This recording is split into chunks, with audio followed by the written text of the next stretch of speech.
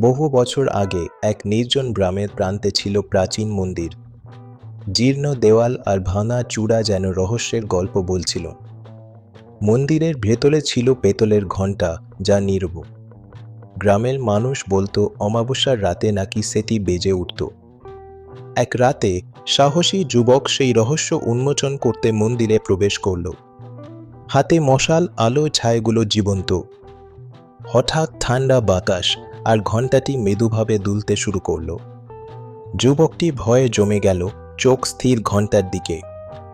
তারপর অশরীরী কণ্ঠস্বর, কেন এসেছ? যুবক দেখল ভৌতিক পুরোহিত সামনে, চোখ থেকে আলো।